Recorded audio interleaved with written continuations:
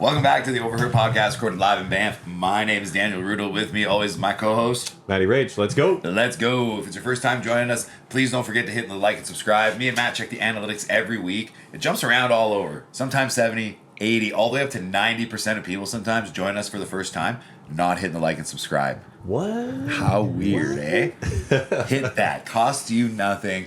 Big button at the bottom. Nice and easy. Hit the bell if you want to know when our episodes are coming out. We release them weekly every Tuesday.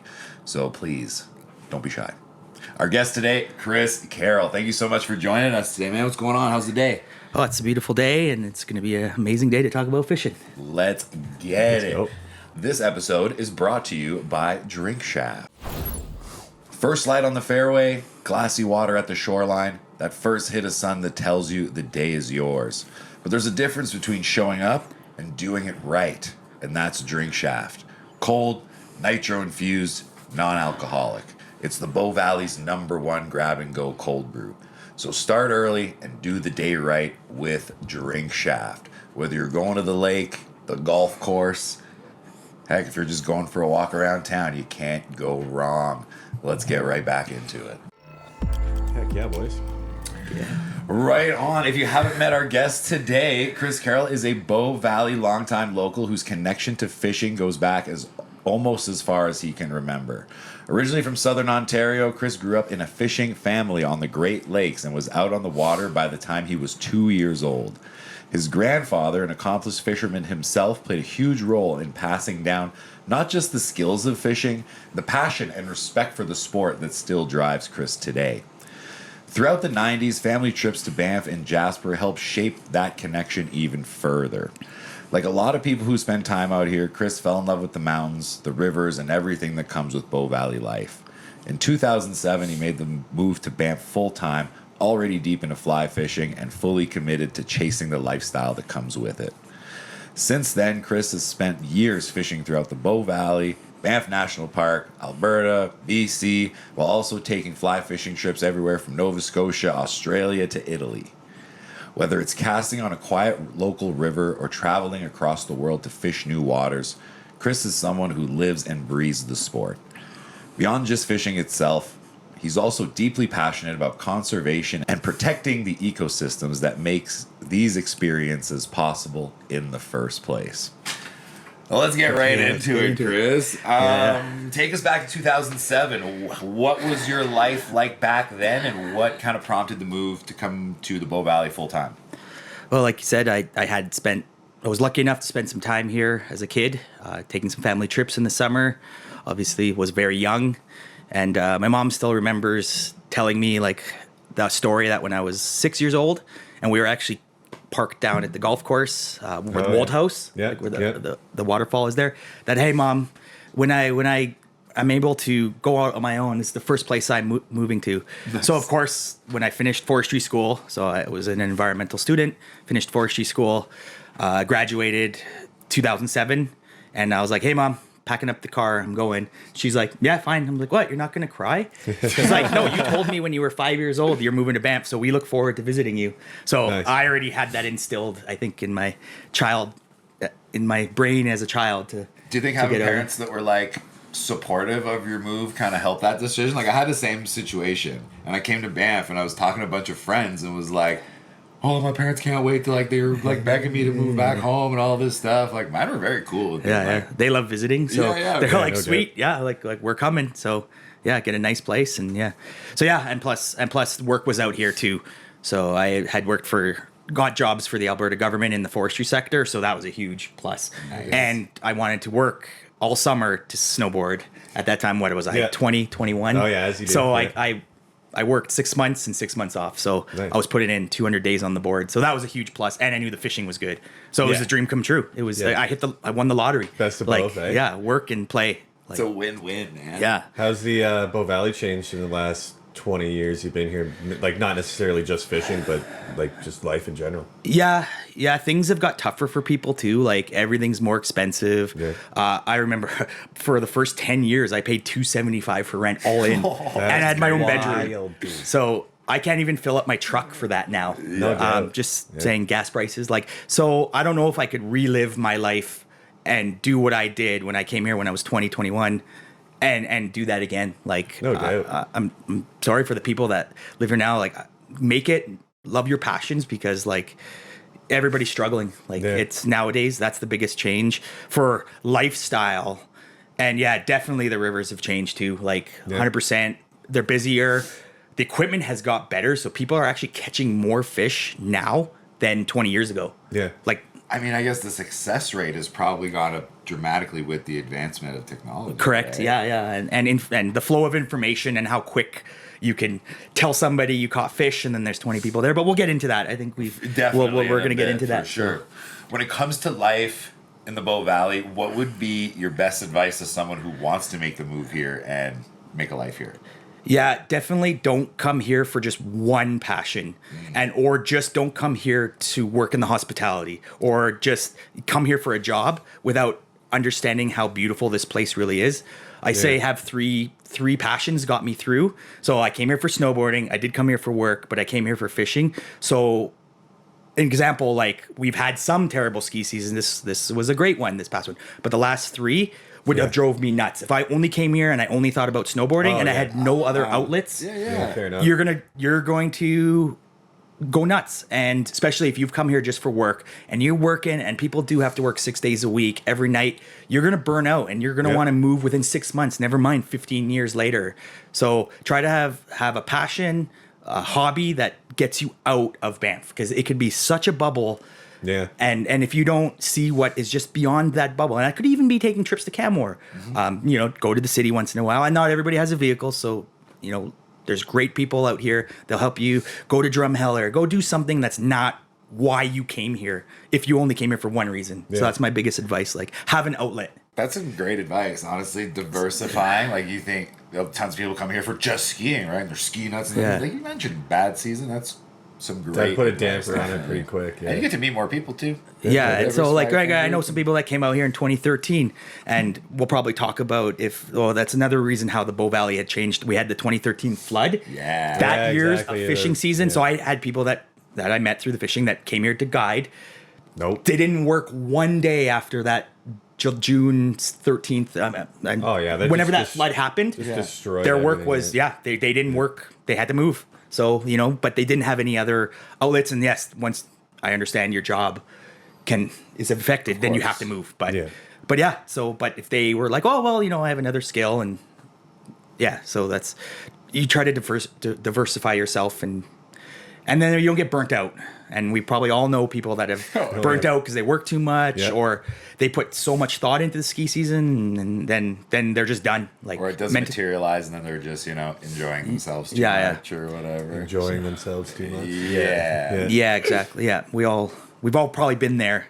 And then if you and accept change, like, right, like, so That's one thing that I think we all have trouble with, especially in the Bow Valley, is accepting change. Right? We all kind of will have this idea of how things were when we got here, and we kind of expect things to never change. But reality of life is everything does change, right? In a beautiful way, my life has changed dramatically from when I came when I was 21, 20. So having my son turn 1, and my life is beautiful now, and I look forward to teaching him fishing, and I already have.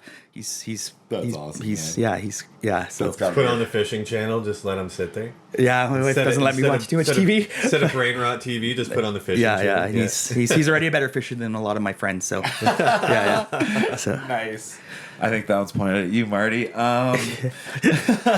For someone who's never fished a day in their life, what's the biggest misconception that they would have about it, and what would be your first entry point to your first day on the water? Yeah, and if we're talking about fly fishing there, it need not be super expensive. Yes, you could get a $2,000 fly rod now, but that's like not even close to what people's budgets are. And I understand that. Like, I don't even own those anymore because I just can't. It's impractical. But you can go to your local fly shop, and there is one in Canmore, really great, and they can set you up with a kit now, and that's something how the fly fishing industry has changed.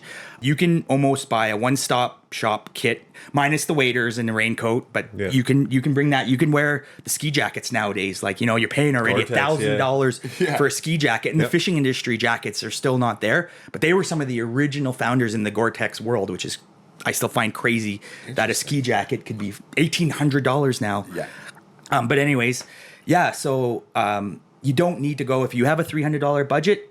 You can get a good setup. There is no real bad fly rod now that's from a true company. Right. I'm not talking about going Alibaba or whatever. You never know. Yeah. It's probably built with sand inside. It's a toilet paper. But going to a real fly shop or just checking online, and they come with rod, reel, line. They sell everything except the fly, which we can talk about really good flies later. But yeah, you already have the tapered leader and you're ready to cast on your front lawn, and it's a great place to practice. That's what I did. Yeah. I went down to the park and just work on casting because like it's a whole different ballgame. Absolutely, like, 30 feet of room behind you that you don't think about. Now, why wouldn't someone who say is trying to do it cheaper? Why wouldn't they just go to or like a generalized sporting store? Honestly, by the time you drive to the city, do that, pay for gas, get there, you could have just went to Canmore and picked up a really good kit with a warranty. Yeah, Interesting. I preach that. Like these companies out there, and there's so many, so I don't have to list them. But they generally have a 1 year, most of them have a 3 year. So like think about how much abuse you can give that starter kit rod and reel combo in 3 years if you want to take that passion to the next level. You break a tip, $25 sometimes, or sometimes they just honor it. You know, there might be a waiting period because you got to mail it to the company, but they give you a brand new rod back, and they're more than willing. So that direction is peace of mind for the new angler and veteran angler. Like I buy cheaper rods now because the same day I can get a replacement tip. If a friend breaks it, my dog steps on it, I get the tip. It wasn't a handmade, and I do love my handmade signature rods, but they're too expensive. I barely don't even use them anymore. Well, yeah, it's almost like a showpiece at that point. Yeah, right? Like, and you don't want to risk breaking it. And the technology is superior. But these major companies have brought down their high-end technology because they're reproducing better and better aerospace technology in their rods. But last year's or 2 years ago, technology now is in their basic rod. That was an $800 rod. Now is old technology, but they'll produce in their foundation rods or their baseline, whatever they call it. It's the same thing as like snowboarding, right? Like as they develop newer and better technologies and the technologies become less expensive to produce, they filter their way down. While we're on the topic, just to like, if our viewers are out there that aren't super familiar with fishing, what's the difference between like fly fishing and what we know as like regular fishing? Yeah, so conventional fishing. Yeah. So that's your rod and reel that you'll see on TV, like a caster, and it works great. There's just in the park itself has a little bit stricter laws, like you can't have lead-based lures. Yeah. So that scares off a lot of people. The treble hooks. It is a very productive way of fishing. You just have to abide by the regulations, and then if anybody needs to know the regulations, you can go over to the information building on Banff Ave and get the Parks Canada regulations, and now they've just done it one page. It's not this crazy booklet. It used to be like it used to be the whole thing. You had to like pull it out, and you're like, what am I looking for? Yeah, exactly. It's pretty slimmed down now, easy. It's in your face. It's right there, so there's no excuse to not know the regulation. But conventional fishing can be cheaper because there's decent setups at Walmart there, right? And you can use little baits. It's just that's only probably the presentation is maybe just a bait fish, so you're limited. Yes, it has movement and vibration, depends what lures. It will drive rainbow trout, brown trout, bull trout crazy, so you can catch more. But to me, it's less natural. Okay, so like you're just casting out a minnow that's like a piece of plastic. Hey, it's great, and and I'll be honest, that's what my kid's gonna use first because I want him to catch fish. Just be outside with me. Especially he's only 1 year old, so this coming summer he'll just have a little rod and reel, maybe a little ice fishing rod. Because it's quality time. But and then fly fishing is definitely the art of figuring out what bugs are hatching. It seems like almost being more deceptive. Whereas like you put a worm out or whatever, fish are going to eat the worm regardless. Whereas that's fly scented. fishing, again, you're doing your research, you're trying to almost mimic the environment with Absolutely. your fly. Oh, exactly, yeah. Like I feel like I would agree there is more art, there is more, it's almost like it's finesse. hunting with a versus a bow type of thing. Absolutely. Right? There's a higher skill level. I mean, fishing to know where to fish, conventional or fly fishing, there's still skill involved. So I'm not knocking any skill. No, of course. But yeah, it's and when you're fishing in Banff National Park, like you want to mimic the mosquito that's hatching off or the caddis. So it's like, why wouldn't you? And these trout are ingrained in eating that bug that's hatching that week. So Yeah, you they're can smart, make it dude. They're killing. way smarter than you think they are. Like, so like sometimes you walk up and it's like if they even like see a shadow of you, they're just like gone. They're not. They're not gonna bite for like a day or two. Like it's like you'll freak them right out. Exactly. They can be very spooky. Yeah. So we'll get into some strategies and tactics for sure on that. But they're university level trout up here. Oh yeah, big time. And what makes the Bow Valley or this area and its surrounding areas so unique when it comes to fishing? So first of all, it is a protected park, first national park in Canada. So we do have regulations and rules, and we'll get into that. But it's just that perfect postcard. You don't even need to catch a fish, and you could just be standing in the water. True. And you don't need a fish in the picture, and you will get 100 likes from around the world, just because it's the sheer beauty. So that being said, it's worth protecting and having the right conservation methods. So, generally fly fishing too will be a smaller hook. That's another thing. Instead of a lure with a treble hook or two, which you have to cut off, you're only allowed one mostly in the park. And just to be like, I got this on a fly rod because, again, it takes a lot of skill and years to develop. So don't be afraid to mess up the first week out, the first year, the first 5 years. Oh yeah. I think that's probably one of the more intimidating factors for someone just getting into it, right? Is like a lot of people like yourself that are truly passionate about fishing, fly fishing specifically, have been doing it since they're a kid. So to like jump in at a later age when you have no knowledge about it, like that's probably the more intimidating factor for someone. Absolutely. Right? And people have invested, like you're saying, like you're going to be in for $1,000, waders, boots, sun hat, rod, reel, flies. So like you want to make it work, right? Yeah. You want to love it, but you can't force something. But anyways, people on the river are some of the nicest people I've ever met. Oh, big so if I see somebody struggling, or if I'm struggling and I'm having a bad day, I'm casting in the trees and I'm not familiar with the area, I absolutely take knowledge from the river. Cool. I seek out, even when we were in Nova Scotia, me and my wife were fishing there for Atlantic salmon, and we were probably the youngest people on the river by 40 years. Cool. And all of these gentlemen and women that were fishing the rivers are local. Cape Breton was their home. And yes, they were trying to spill knowledge, and it was amazing. We were taking it in like a sponge. And I pass that on to anybody that has fished with me will know, like, I'll put my rod down, and it's all about them getting something out of that day. Nice. And if I have some help that I could help them, definitely, like, I'll say, hey, if you put your hand a little lower on the rod, you'll be able to cast better. Or hey, if you can cast 10 feet further, you'll get a fish in that seam, in that cut of the river, or in that lake. There's a sunken log that they might not notice. So it's like habitat, get a little closer and boom, they catch fish and they have a great day. And if they learn something that day, and I love just watching, like if you caught a fish, that to me, that's my fish too. And there's a lot of people That's a good attitude on the river that will do that. And that's, I think if you fish, the more you fish, like you get a better satisfaction from that than even fishing yourself. Yeah. And our time is limited. Like we all have to work. So, if I have a great day on the river and I taught somebody and I did catch some fish, then that fills my cup for the week. Nice. Having a kid, working, I only get 1 day a week. That sounds like a lot to a lot of people. Yeah. But if I could, I'd fish 500 days a year if there was many days, No doubt. You ever get skunked? I do. Yeah. That happens. Oh, everybody gets skunked. Well, everybody gets skunked. I just like, how often would that happen? Let's say.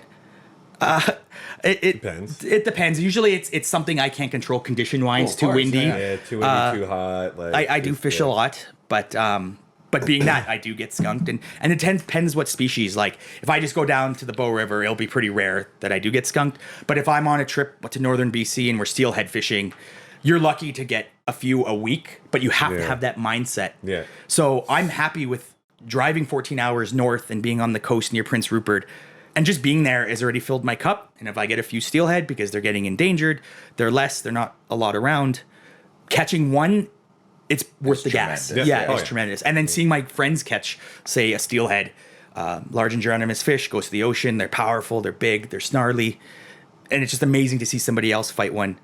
But that being said, when I bull trout fish on the Bow River here, if I catch one a summer, that's a good size.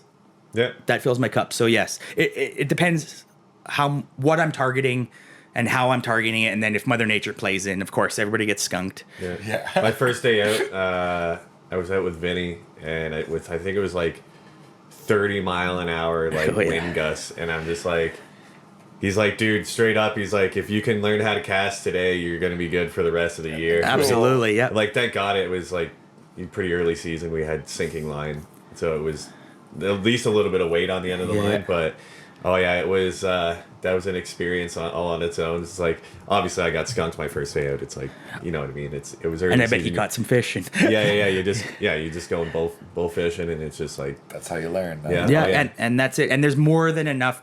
If you're gonna get into it, Banff is a small community. Like, there are people that will take you out. And people will reach out to me, and if you want to come with the 1 day a week I get to fish, absolutely. I'll pour the knowledge out. Let's get into some of the regulations. So let's do, what are the base regulations for in the Banff National Park? We already mentioned a couple, obviously. Treble hooks having only one hook. Yeah. I think barbless is one as well, right? Barbless is preferred. Catch and release is mandatory. Yep. Except for Minnewanka. You're allowed to harvest 2 lake trout. Not every single day, but 2 lake trout on your outings for food. A lot of people still, I believe in catch and release. But I understand. So that I believe is, don't quote me on it, but I believe that's the only harvestable fish in the national park. I'm pretty sure. So it's they got to be over 40. I think there's some sort of size regulation on them. But there can be. But I think maybe not. Sorry. Oh, but I just know it's 2. I haven't kept one in a long time, but they are delicious, and people I encourage. It's food is food. But I catch and release, and then there are certain dates that rivers and lakes are open. So the Bow River itself, for fishing from the bank specifically, and I mean a drift boat, but you're not really going to take a drift boat down in the winter, is open all year. So that's a luxury if it's a nice mild day. I've been out in January and all of a sudden wow, it's 3 degrees. If the river's not frozen because it was -40, you can fly fish it. Yeah, you're not allowed to break the ice as far Correct. as You can't drill a hole and fish out of it. So no ice fishing in any parts of the national park. Different than Kananaskis Park, right? You can ice fish Spray Lakes, Kananaskis Lakes. A lot of people. Very challenging in the winter. You're dealing with cold, stubborn fish. But anyways, so all the tributaries and streams will open July. All the tributaries to the Bow River will open July 1st. And then we've got May 16th is the Minnewanka opening. So soon. So it is fabulous fishing from the shore. Hot tip, hot take. Go to the shore, park your car at the, is it still the Brewsters or Pursue, the parking lot up at? Yeah, the big parking lot. They don't like when you fish off the bridge during dock during work hours. I get that. They have tourists, but you can go a little after, and there's lake trout sitting right there. There's a certain little point, if you open your eyes and walk around there, there's a certain point where there's some monsters, and I think you've actually used a picture that I got that was caught on a fly rod. So believe it or not, you can bank fish with a fly rod, sinking line. Hot tip, use something that looks like a bait fish, strip that in as fast as you can. And the Lakers are shallow right now because they go deep in the middle of the summer. Correct, heat wave, temperature, water temperatures. But they're cruising for food. They're hungry. Oh, they're hungry early. Early season is especially July 1st, right after the spawn's done, and they're just they all just all the hatches all going on. They're hungry, man. They will literally smash almost anything. You could even throw the wrong fly in, and they'll just be like, oh, hey, as long as it's moving, it's articulated, moving. But they will even. I've sat there. Another hot tip. Sometimes get to a river, a lake, and just wait. Just have a sit, have your coffee, have your shaft, and watch what's going on. I will actually, before we made all noise and you start barging into a river or go chest deep in the lake to try to cast further, you've probably spooked fish. But if you can just wait, I've seen lake trout in Minnewanka take on the surface. Oh, really? And you have no idea. I just see this snout come, and all of a sudden it was, 10-pound laker. It was eating something off the surface. Yeah, they usually don't. And they will do that in lakes in the north. So it's not uncommon, but you can get them in 5 feet of water. You're fishing 30, 40, 50 feet of water, but they're in the water column. Probably that's the warmest water column, the temperature wise, because it's not hitting the thermocline yet, but they're just cruising for bait fish or something hatching. I'm not saying you're going to get it on a little tiny fly. I was stripping a woolly bugger, a white woolly bugger, but it took on the surface. I saw my fly only 2 inches down. Oh, yeah. But and then they go deep, so they're hard to get. But all summer long, Minnewanka, you're allowed to cast spoons and stuff. Just make sure it's tungsten if it's made, or it's steel, or you're not weighty. But you can cast on that shoreline. That's where conventional fishing is a little bit better. Cool. Because you get a crazy winds or there's no backspace. Yeah. Especially if people local are watching this, you drive the dam. You can cast from there, but you need to cast a lure. Yeah. And then it sinks fast too. So Yeah, but all exactly. summer long while open, it's a great fishery.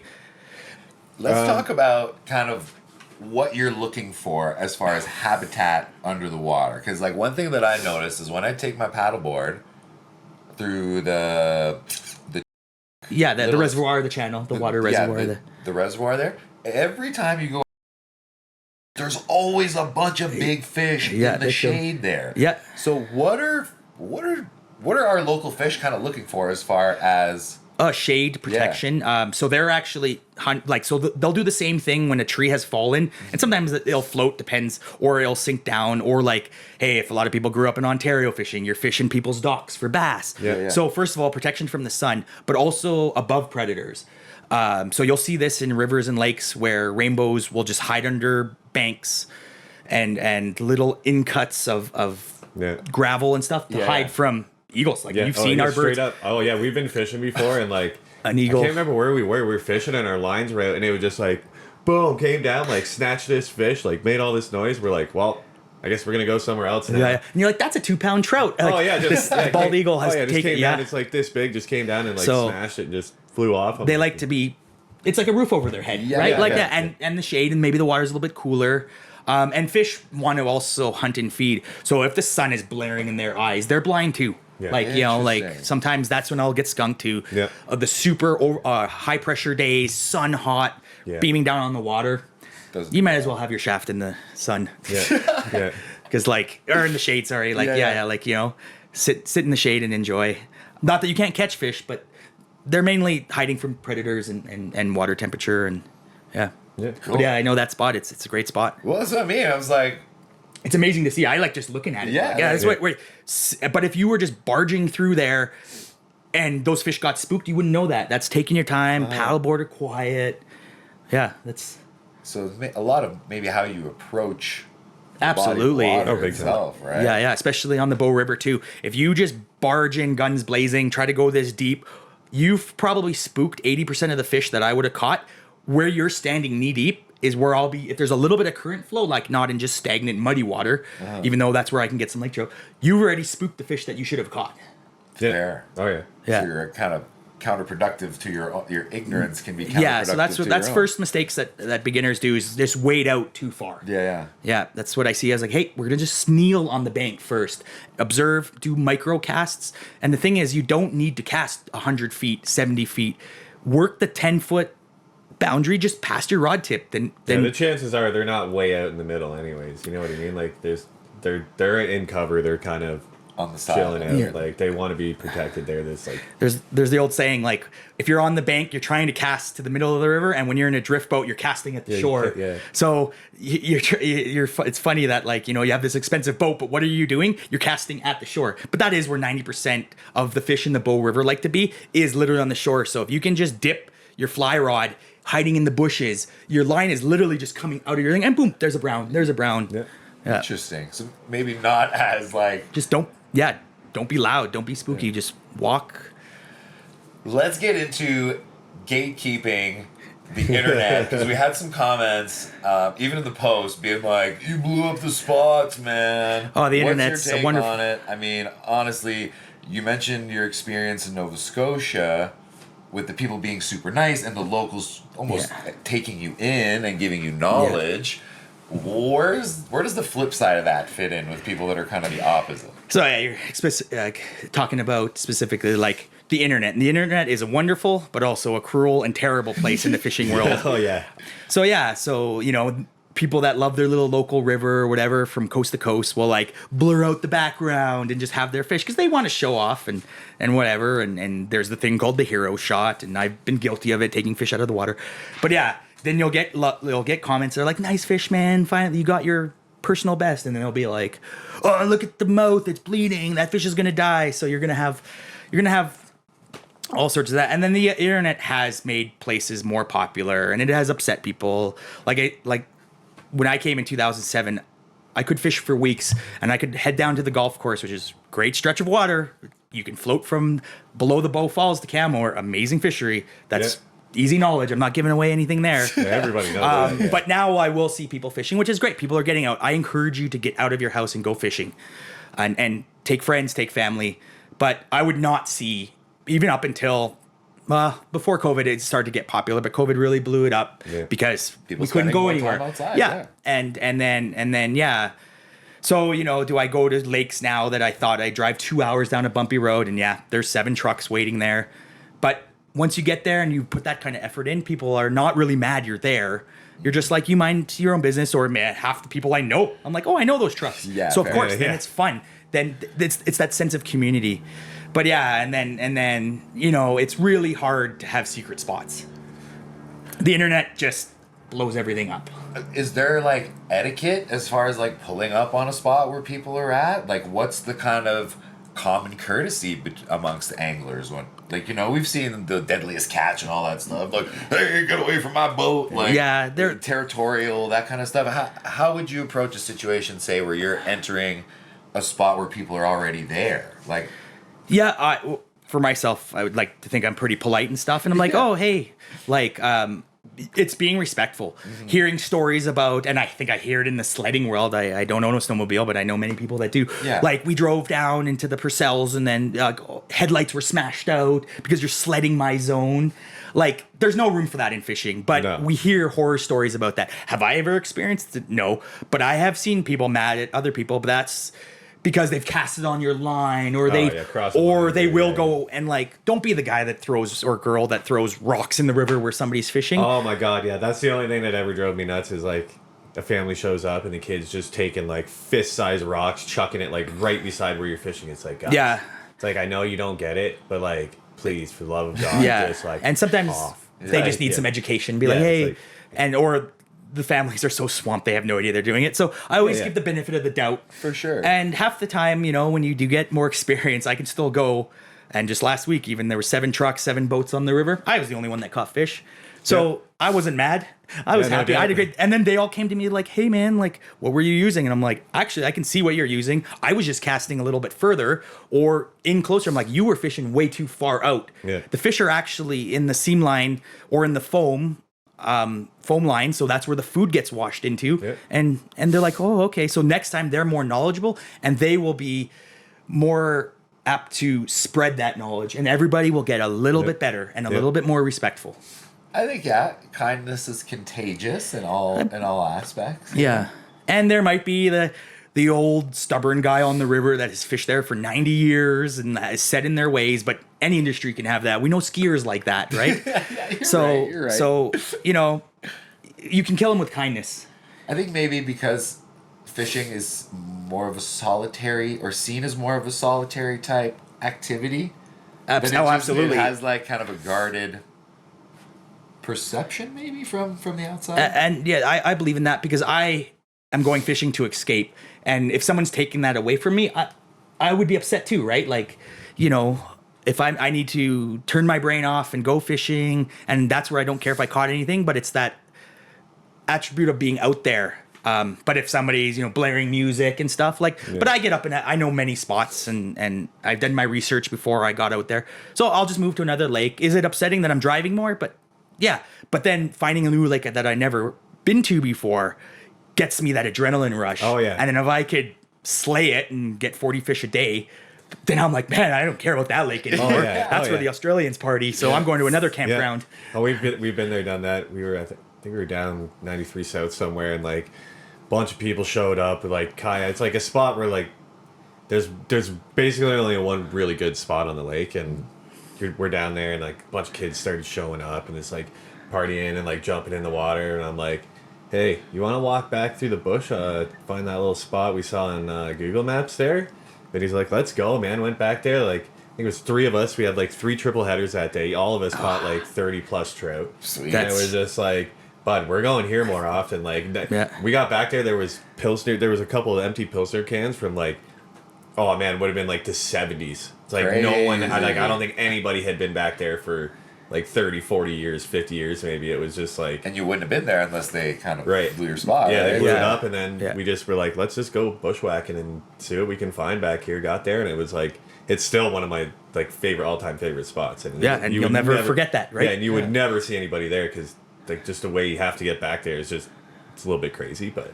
A little blessing in disguise. That's right. You know what I mean? Yeah. Yeah. Is there any like specific type of species that newer anglers should be targeting, or something that they'll maybe be more successful around here if they're looking to get into it?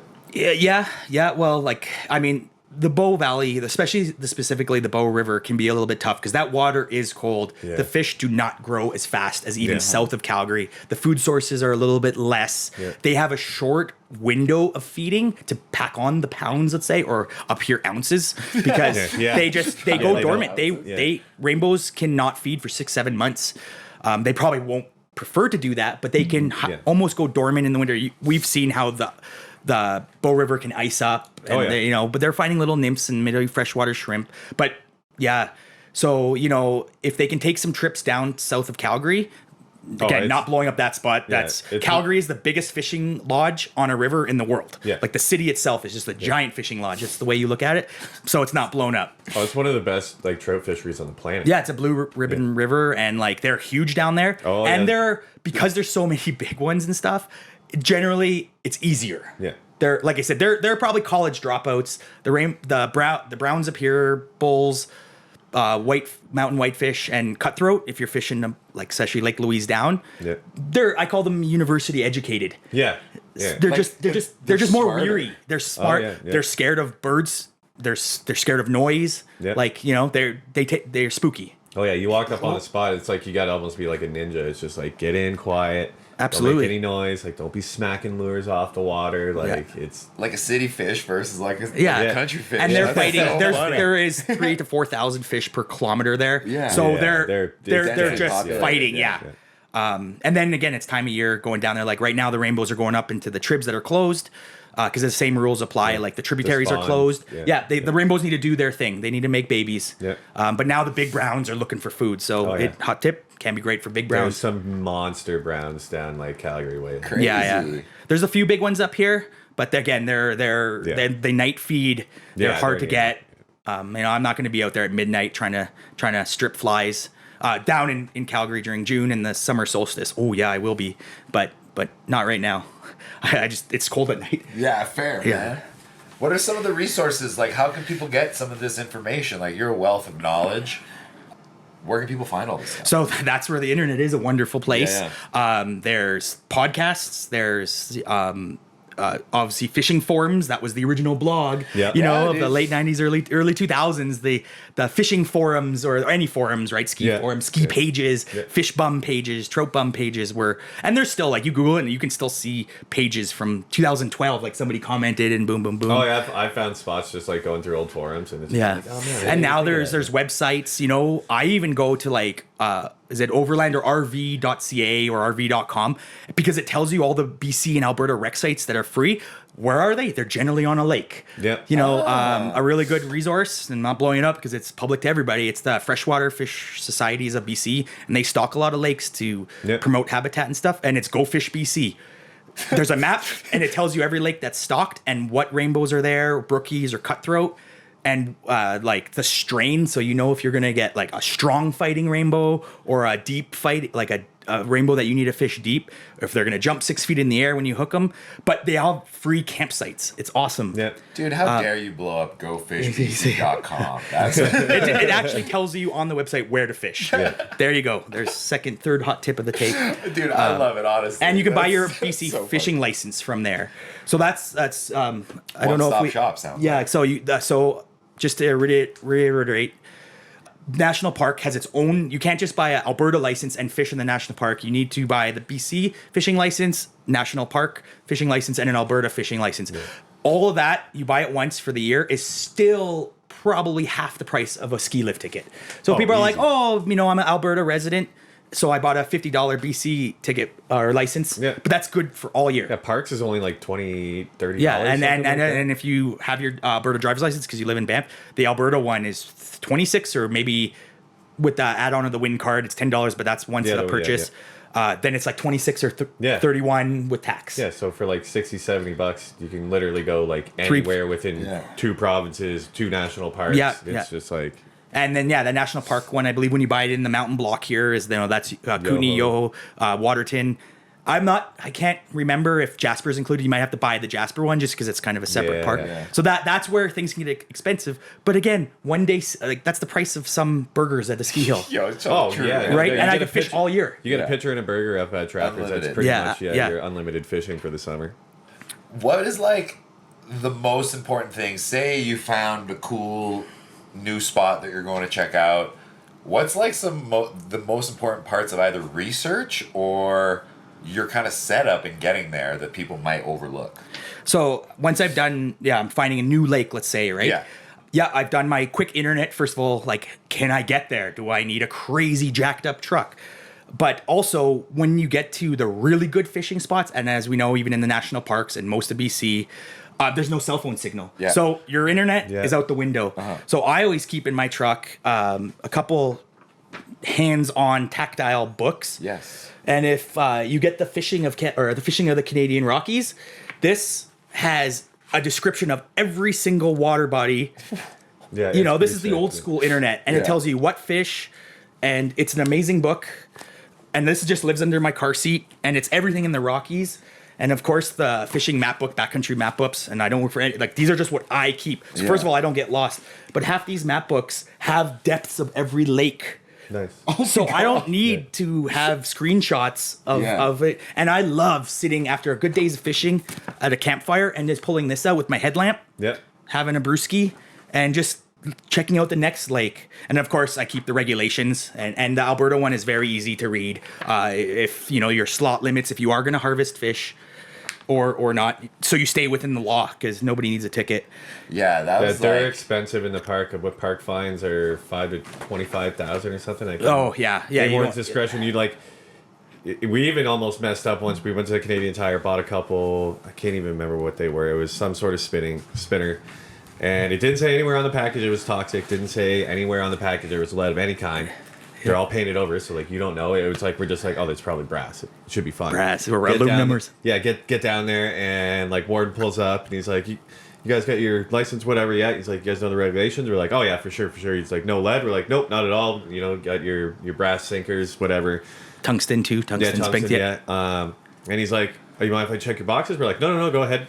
It's like we're fully confident at this point that why wouldn't you be? Lead. And Buddy pulls out one of these tester. He's like, do you mind? He's like, this is lead, dude. I'm like, no way, we just bought those. He's like, well, it's lead. I'm telling you. He's like, do you mind if I scrape some paint off it with my knife? And he scrapes the paint off it, and it's like lead. You can see it right there. And me and my buddy are freaking out. I'm like, oh, but you didn't have it on your tied on? No, it was just in the box, like in our tackle box. But we're like, dude, like we had just opened them. Like the packages were just sitting on the floor of the car. I'm like, look, it doesn't, like, if we didn't have, like, if we literally would have opened those up at Canadian Tire, threw out the packaging that it came in, it probably would have been like $5,000. Yeah. So how can someone avoid that?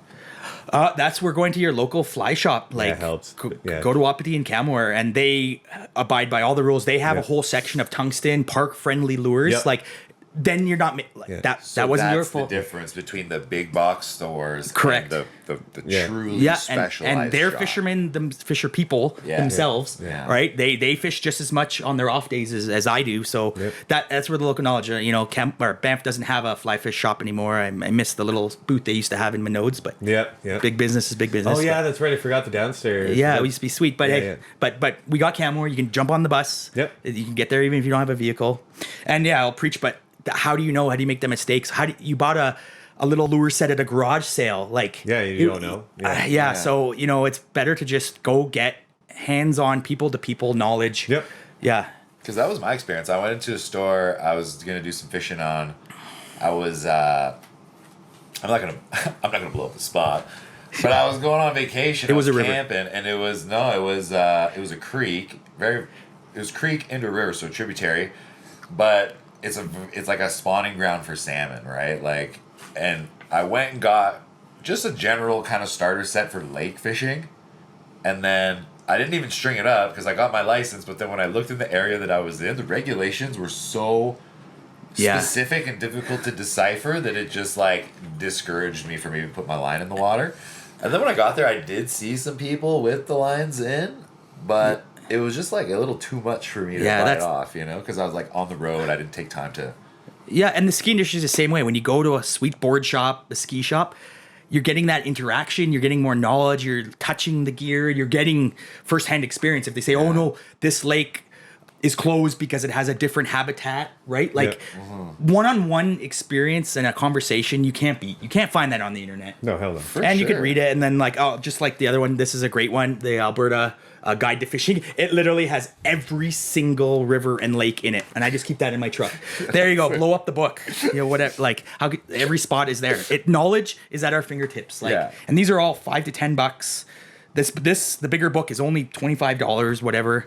Like, yeah, that's what I have under my truck seat, because your phone's not going to work when you're in a true good spot. While we're on the advice topic, what's something that you wish someone would have explained to you about specifically fishing in the Bow Valley when you first got here? The water is cold. Oh yeah. So like the Bow River is a glacial fed stream. It's much warmer. If you're used to fishing down in the Calgary stretch, I could do that in a pair of shorts. Those rocks are insanely slippery. Oh, just God, from the phosphorus, I believe, or from the city, like just from the city outlet. But that's what gives so much food, nitrogen for the worms on there. That's why those rainbows just get big, and browns.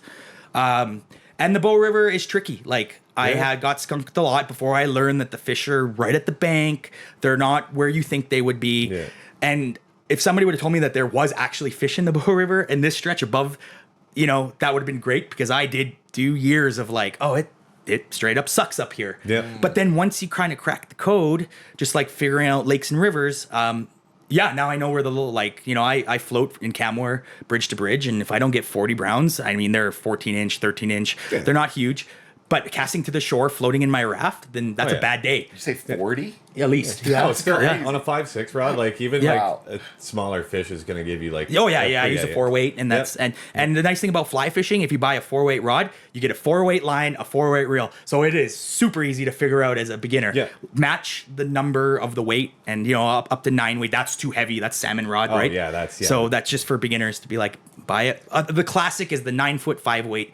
You'll see every company out there makes a kit with a nice case, so you can throw it in the back of your vehicle. Reel one, like they bought was it TFO? Yeah, they make a great. They're great. Yeah, and they have a great warranty. Again, you're buying the warranty, so going is lifetime still, as far as I know. When I bought for tips, you might have to do the shipping charge of $25. Yeah, the main shaft I think was $25, but like you just mail it. Yeah, but if you're down in the city, you could just walk in there and it's like, hey man, I snapped a tip. They're just like, here you go.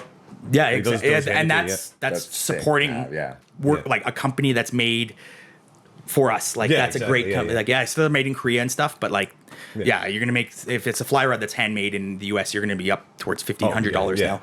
And hey, you grow to that. Yeah. It's taken me 20 years to get the gear I have. I buy a certain rod, reel, used, not used, and like it was like, you have like a lot of stuff. It's like, but I've been collecting. A person that's been skiing the Bow Valley for 25 years probably has a whole fence of skis. They probably built a fence of skis, like you know. So it takes, just grow it slowly. Start cheap, and then if you start loving it, it was like a $300. Yeah, and it's perfect. And $300 kit, and like man, I smashed some decent sized. Yeah, that's all I use now. Because I like the warranty. Yeah, exactly. Like I said, if something happens, I just get it dealt with. I don't have to wait weeks and months for it to come back to me because I have to ship it to the States. Yeah. Then I'm out of fly rod for. Yeah, exactly. I'd rather buy three $300 ones and have backups than, you know. Hey, you feel a little less shitty if you accidentally. Yeah, or especially my dog will step on a tip, close a car door. You'll have all these experiences as a veteran fisherman. Smash one off a tree. Set the hook, hit a tree. Yeah, 100%. Yeah, there's growing pains. There's major growing pains. Oh, yeah. What would you say if there's an angler out there that's tuning into this episode and they want to like up their productivity? What is like the one skill that they could learn or kind of work on to catch more fish? Slow down.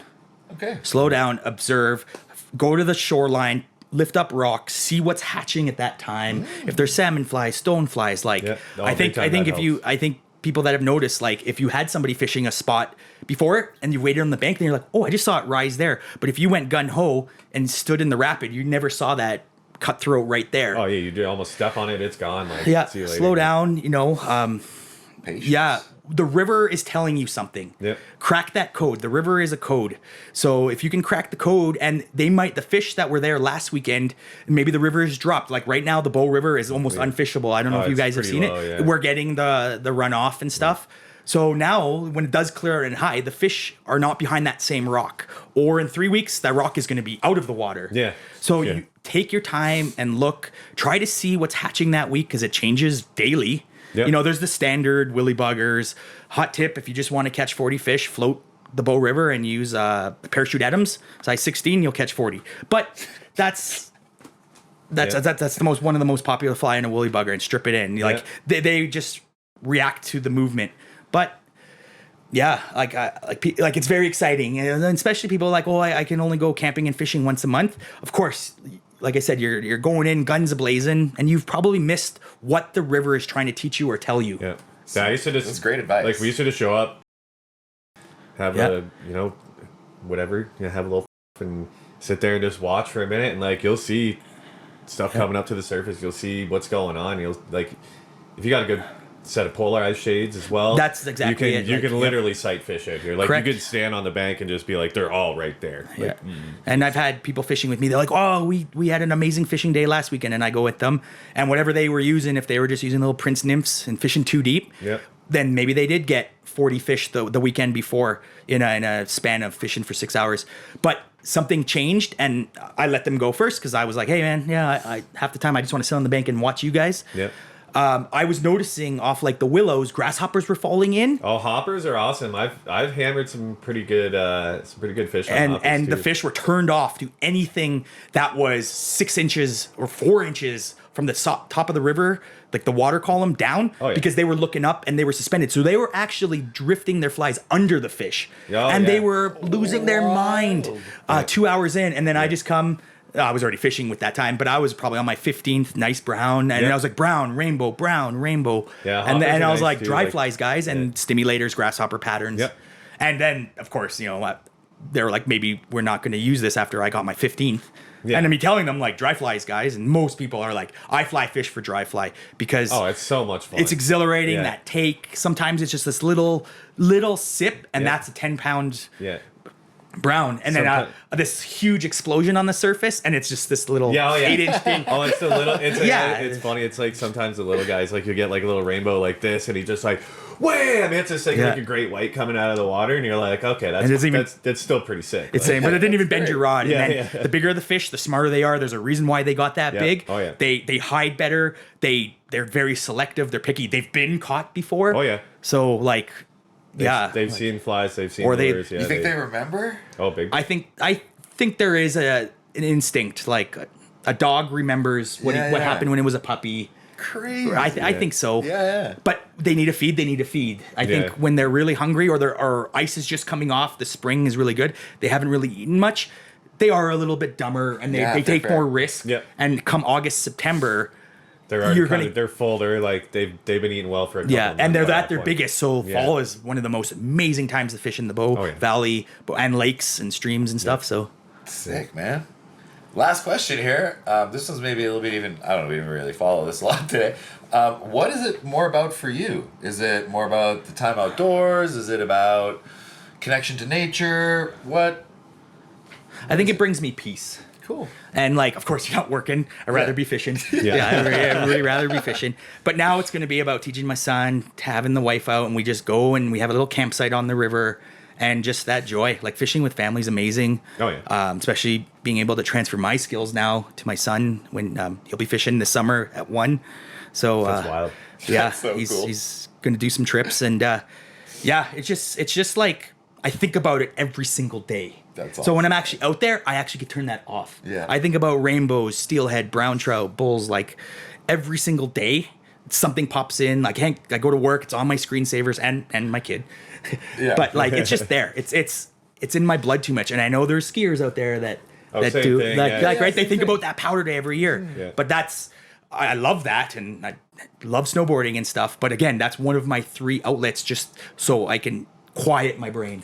I love it, man. Fair enough. I love it. Well, thanks so much for taking the time to share your insights, man. Yeah, hopefully got something. And like, there's a whole podcast we can do, lakes versus rivers. And that could be a whole hour. You know, I call lakes a puzzle and the river a code. Because once you crack the river code, all the rivers are the same. Yeah. You know, find some fast water, find a rock. But lakes have hidden structures that people are like, I didn't catch anything in this lake. Well, I'm like, well, you fished a flat bottom that had no structure, no rock, no habitat. Like you're saying, that bridge, right? So lakes, you have to figure the puzzle, and every weekend the lake is different. The wind blew the food to one edge, and now you're fishing the wrong edge.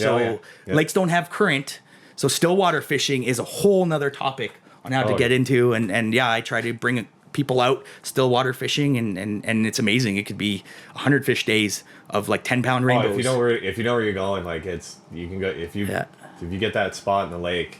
They're just all day. It's like, I think I caught that fish like 3 minutes ago, like the exact same fish. You'll catch one with the marking, and you just be like, I'm pretty sure I caught that one already today. Like they'll just hit the lure like 3 times a day. It's wild. And I think people love fly fishing because it's always changing, or there's something new on the market. But it's a passion. It's like painting a picture. The more you paint, you're going to accelerate, and you're going to get better and better. And like, there's always something that will throw you a curve. You'd be like, I've been fly fishing for 40 years. But I got skunked today, you know, something changed, or there's a bug that with global warming, and there's more and more species. Water is getting warmer and warmer, so fish are more finicky. But there's always the code to crack. So people need that in their life. Well, man, that's a good way to put it. Honestly, it's a great analogy. And like me myself personally, as maybe a less experienced person when it comes to this topic, I had a lot of aha moments in this episode of being like, oh my God, I never even thought of that before. Yeah. So thank you so much for I think this is a really good entry point. We got lots of good information out there for anyone that does want to try it. Maybe not as intimidating as you think. It shouldn't be. Get the right information and maybe team up with someone that's done it before, right? Like there's having like a mentor, someone that wants to take you out. There's lots of people out here that'll help you out. Go with you for an afternoon. Yeah, afternoon. And honestly, like I grew up not having a lot of money and stuff like that, so fly fishing was an outlet. But getting a guide can accelerate what you learn in 8 hours would take you 3 months to figure out. If you can shell it out even half a day, there's different packages, but you will accelerate your knowledge tenfold. Down in Calgary, here in Banff, there's lots of great guides, or even just going and having a chat with the fly shop in Canmore. What you can learn. The guys down there are absolutely like they've been doing it for their entire life out here. You know what I mean? Casting skills first of all, buying the right equipment, which we discussed, but just taking a guide out on waters that you want to fish later, like they have it dialed. They do it every single day. And again, like it's pouring more money out, but that one investment will save you 3 to 4 months of knowledge of pain on your own. Yeah. So I see the value in it. Like I definitely do. And they love it. That's their job. Yeah. So, supporting the community too, like is amazing. No doubt. So great advice, man. This is sick. Thank you so much for coming by and chatting with us. That's all the time we have for today. We'll definitely I want to dive into this some more. You kind of got some gears turning in my head. Like you said, this could be a lengthy conversation when it comes to lakes, we haven't even talked about fly tying and the investments of kits and buying a one-stop shop and then just dissecting intermediate casting and reading rivers could be a whole hour. And lakes versus rivers, that's a 2-hour podcast. Think there's whole fishing podcasts. You could literally we've just scratched the surface here. And be nice to each other. Like every fisherman's out there for a reason, and everybody wants to give you their advice, and usually it's damn good advice. So, and if I see you on the river, if I can help, I'll help. If I'm catching 10 fish an hour, I'll give you my equipment. Like that's just who I am. Like I'll give you my fly box. People that fish with me go home with more flies than they lose because they took mine. Yeah. I think it sounds like in fishing and like everything in life, you'll just have a better time if you're a nicer person. Yeah, no doubt. More agreeable. Yeah. Well, thank you so much for taking the time to tune in with us. If you haven't hit the like and subscribe button yet, I don't know why you haven't, but it costs you nothing. Helps us out tremendously. Smash that thing. Big shout out to Defending Awesome. They're doing our merch. If you haven't copped some, go get some today. You can find that on our website, overheardpodbanff.com.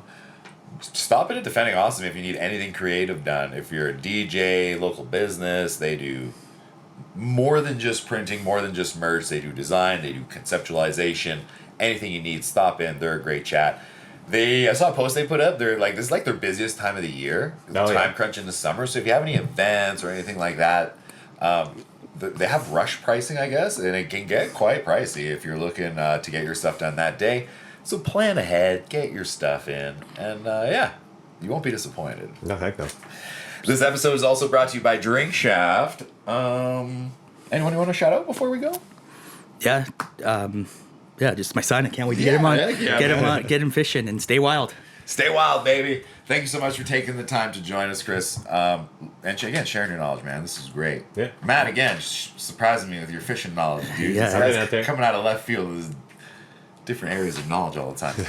And it would be my pleasure to come back. If you get comments, please comment on when this goes live. If there's a certain topic or more advancements, we can chat. I'd love to come back, or we can do it out on the water. Maybe like a segment, like a little clip. That'd be sweet. It's fishing season. Seasons are starting to open up. Yep. Let's get after it and be nice to each other. Let's get it.